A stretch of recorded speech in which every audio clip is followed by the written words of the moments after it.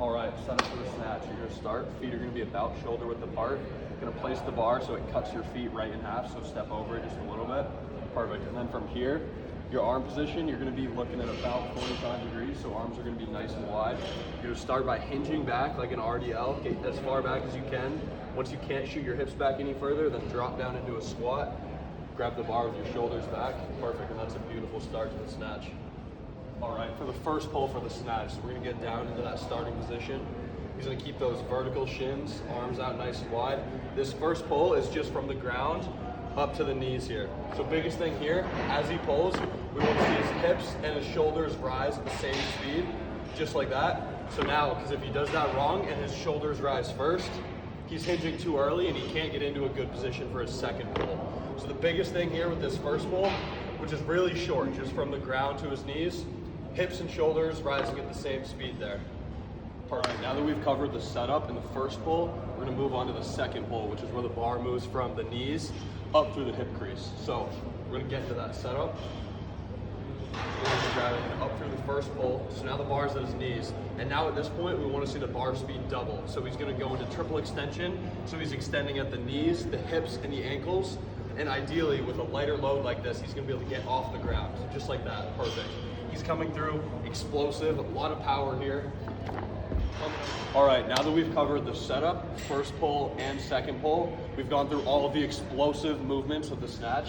So lastly, we've just got to finalize the catch, which is the last part where he catches the bar fully overhead. A few notes here. He's already got wide grip here, which is going to allow him to catch it arms overhead. With limited shoulder mobility like myself, you may need wider grip. Someone like Katie, whose shoulders are more mobile, he can stay in a more close grip. That way he can still get his arms overhead. So for this snatch, we're gonna show a hang snatch, but this power is being generated from the first and second pull from the floor. So he's gonna dip down and then explosively reach his triple extension and arms up overhead.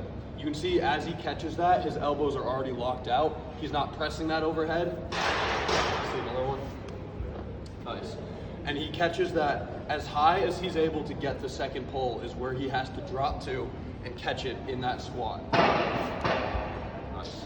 So we can see, we know that we're most powerful with our legs hip width apart and most stable with our legs most shoulder width apart. So as he dips down and brings that bar up, he moves from hip width to shoulder width as he catches that bar. That's a perfect snatch catch. Nice. All right, now that we're moving on to a push jerk variation. So to start, we're gonna get in a front rack position. You're gonna get your hands just outside shoulder width on the bar. Come unrack it, shoot those elbows nice and high through. That bar is gonna be resting across your shoulders and your torso. So now that we're here, so you can see he's got the bar in a front rack position, resting across his shoulders here. The first part, the biggest thing with this push jerk is that it's not a press overhead. So we're not using our arms to press it overhead. We're generating power from the lower half. So it's gonna be just a short, not a full squat, just almost a little bit of a quarter squat. You see he's getting a little bit of bend in his ankles, knees, and hips, but nothing crazy. And then that's all he needs for the dip. Just a slight dip down. That way he's gonna be able to produce triple extension power coming back up. All right, now that we've gone through the dip, which is the first portion of this push jerk, second part and the last part is going to be the drive and the catch. So the drive, after he dips down here, is that explosive triple extension from his ankles, knees, and hips as he comes up there. You can see the bar is gaining momentum just from his legs without him even having to push. Then the next part of this is the catch. And the big thing here is that he's not catching it here and pressing it up overhead. He's catching it with his arms locked out, meaning that he has to dip down into a squat as far as he's able to get it up with his dip and drive. So he goes dip, drive, catch in a squat. Nice.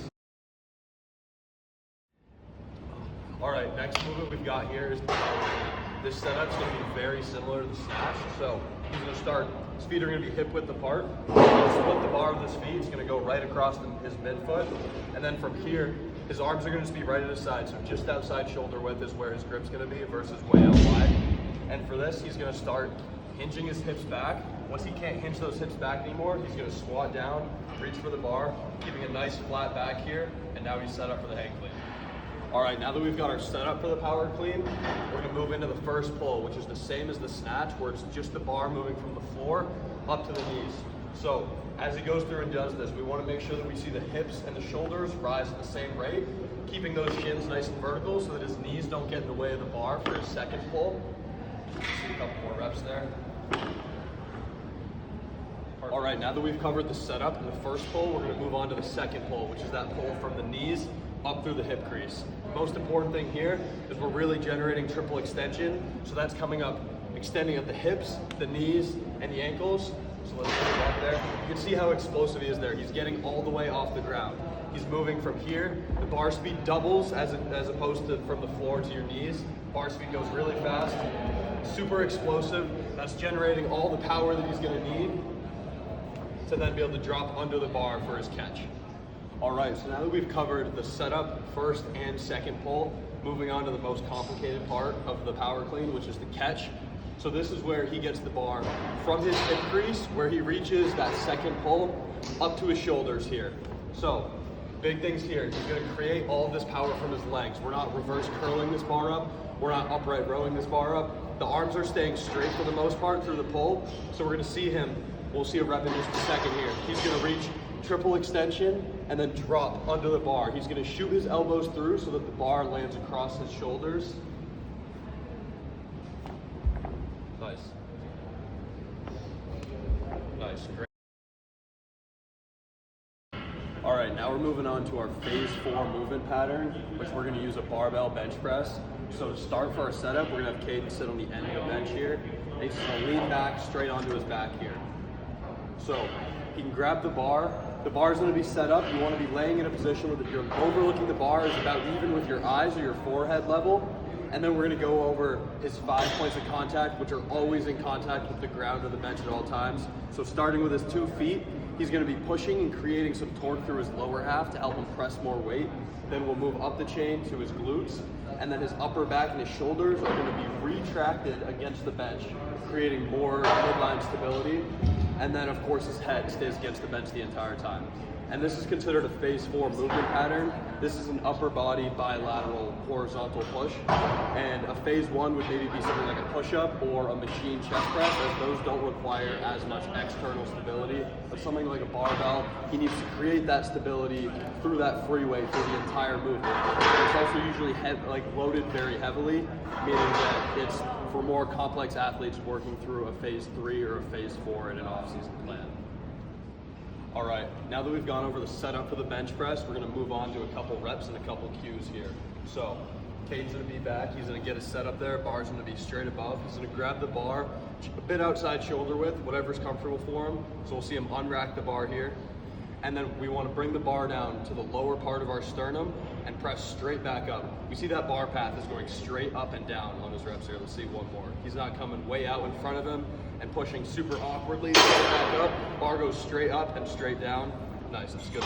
Rack it. A couple things to create more midline stability and torque on a bench press to improve your power output, strength production, etc. We're going to talk about 2 things here. One is the midline stability and the second one is the torque. So first one, midline stability. We're going to create that from using the Valsalva maneuver, which is a breathing technique. So he's going to unrack it just the same. And as he lowers that bar through the eccentric, he's going to breathe in and create a lot of intra-abdominal pressure. You can hear him there as he breathes it in, and then explode that breath out. He breathes out on the way up, breathing in on the way down, and out on the way up. You can see that creates a good rhythm, creates a lot of stability through the trunk and the lower section of the bench press. Believe it or not, you can create a lot more power using your legs and your midsection than just your arms on the bench. So, second thing here, we'll talk about torque production as well. So, using the upper body, when you're pressing out forward, you're stronger, creating external rotation torque versus internal. So he's trying to rotate his shoulder into external rotation like this. You can see him demonstrating that here. And the bar is in a fixed position, so of course he's not going to be able to create excessive external rotation, but he can cue this by thinking, bending the bar, you want to rotate those shoulders in. You can see just there, his shoulders rotated in. Now his elbows are closer together. Nice, his shoulders are in external rotation as much as they can be with the bar. Brings the bar down, Combining that with the breathing, those are 2 good reps there. So combining the Valsalva maneuver and the external rotation torque, we can see a good bench press. All right, now that we've covered how to perform the bench press, we're gonna talk about a couple limitations and problems that may arise doing this. So the first one being, the barbell itself, in its nature, limits you to a pretty strict range of motion path. So let's say for someone like Caden, getting into that really deep stretch on the bench press causes some pain, and maybe it's a shoulder, elbow, or something like that, and we come back up. We can try something like a floor press, whether that's with a barbell or with dumbbells. What that does is it'll stop his elbows right around here, right where his elbows would hit the floor. If he's on the floor versus the bench, he can come back up there. And then that way, he's not coming into as deep of shoulder extension before he presses it back up, which may be a more comfortable range of motion. That's again a problem that we'll want to address with maybe a prep routine or something, but in the meantime, you can perform a floor press, since that may be easier than performing a full bench press.